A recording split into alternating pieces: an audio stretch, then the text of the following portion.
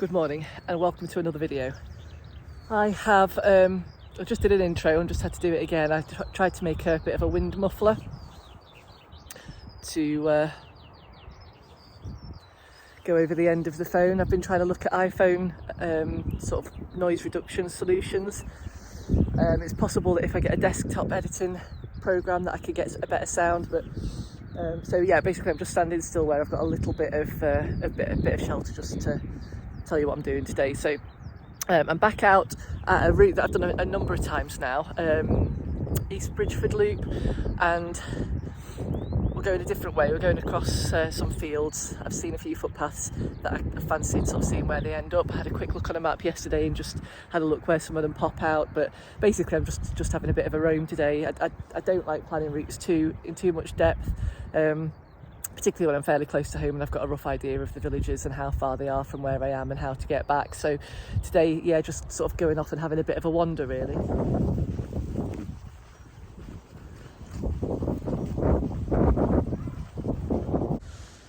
Well, trying to get down here is going to be ambitious. Somebody's really not making an effort to let hikers through.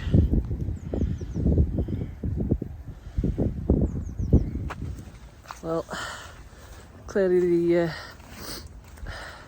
farmers around this neck of the woods aren't in a rush to invite hikers along this little trail that you've probably been given, if we're being generous, half a metre.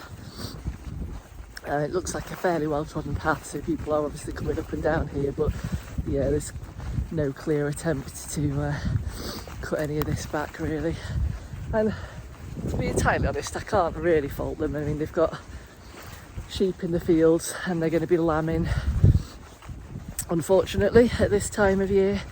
You know, and a number of hikers are going to have dogs, so you've got dogs even under control on a lead going through some of these fields are going to upskittle the sheep, so I can understand why maybe the farmers aren't going to be too encouraging, but it feels a bit of an adventure so far.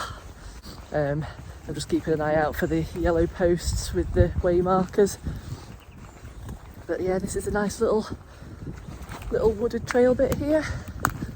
Looks like there's another field of sheep. Right, I better have a look at my map and see where we're going again.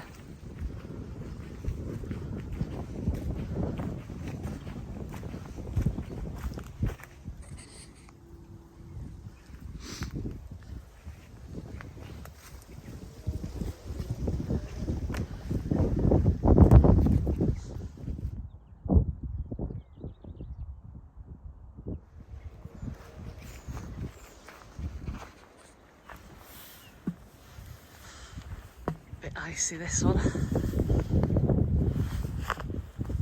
and a bit wobbly. So far we've come through a few fields. There's some way markers on posts and stiles, but it doesn't seem like a massively popular route. It's really difficult to see through the fields where the path is, so I've just got a Strava maps open, just trying to see where the dots are. I can see a main road at the end of this field, so I think it looks like we're going back to a main road from here, possibly heading to the village of Scriverton. So we're kind of near Scriverton and Carcolston. So yeah, I think get the maps out and see which direction we go from here.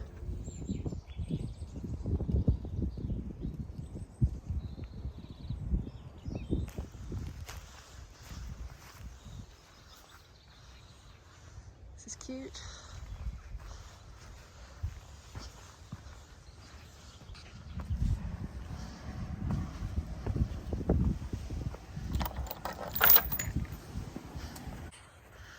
This one's a bit like Total Wipeout.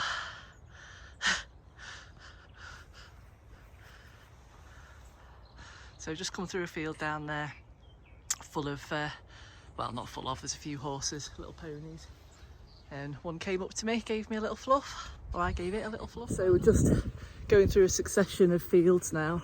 It's in a pretty straight line, which makes navigation a little bit easier. It's just gate to gate to gate. You can tell when landowners give more of a shit. Well maintained style, covered in chicken wire so you're not slipping. Thank you to whoever owns this field.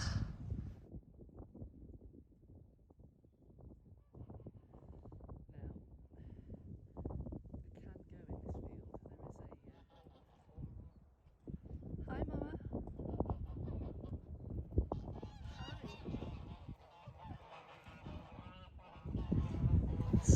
This lady's having a nice scratch on a nice hawthorn bush.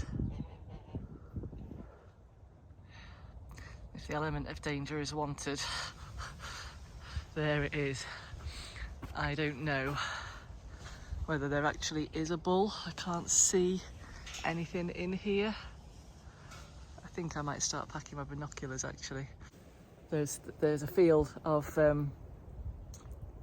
cows and a smaller field of calves. So, and I've passed them when I've been out cycling as well when they were really little. So there's got to be a bull around here somewhere.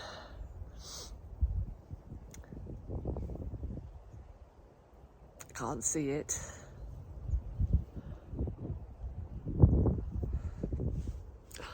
Gonna have to take a risk, I think. Otherwise it means turning back and just going back again. So wish me luck. If you find this and I haven't made it, there are worse ways to have died. Well, we've made it through the bull field. I bet there's some farmer having a right laugh watching everybody go through there with their cheeks clenched. Nice little bridge here.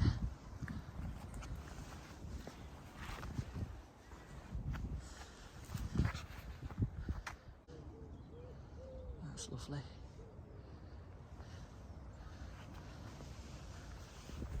I feel like there's a lot of coincidence that leads you to where you are. I had always done a lot of cycling, well not a lot of cycling, always done some cycling and sporadically done longer periods. When we went into the pandemic, I'd been running for 3 or 4 years, and I just got really bored of it when we were resigned to having to only be allowed out once a day for exercise. My wife and I took it in turns for our one lot of exercise to be taking our dogs out, and so we didn't have a chance to do an awful lot more.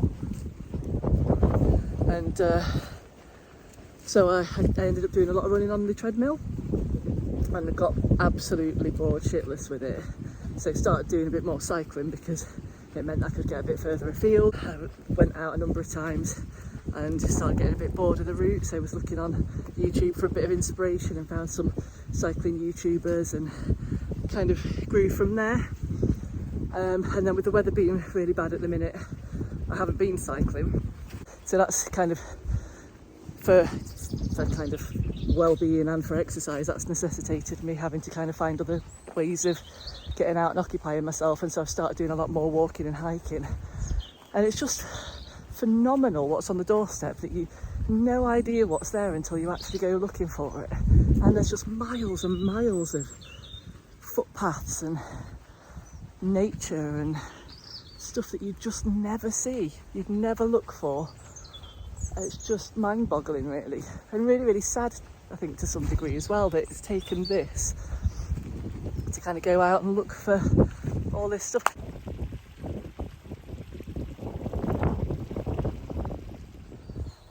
There's something so cathartic about just roaming, not having any real idea where you are, what path's going to take you where. Just walking and seeing where you end up.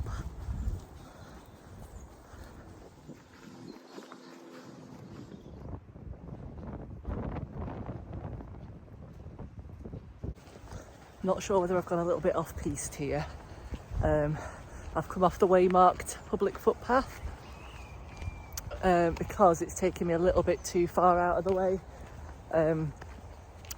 I think I've walked about 4 miles in this direction, so it's okay if it's about 4 miles back to the car, but I don't want to end up walking too much further in that direction.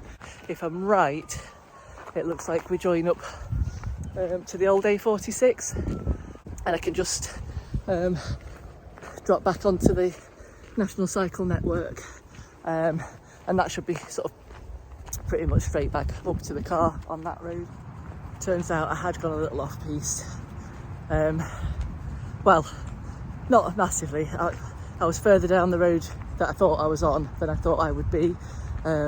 So I had walked down to Bingham Roundabout, which is a roundabout further on than I was aiming to get to. But actually, it's probably going to have made the route the kind of length that I want. So it just means that the return leg is primarily along the old A46, and it is a busy road. There's a lot of cars out this morning.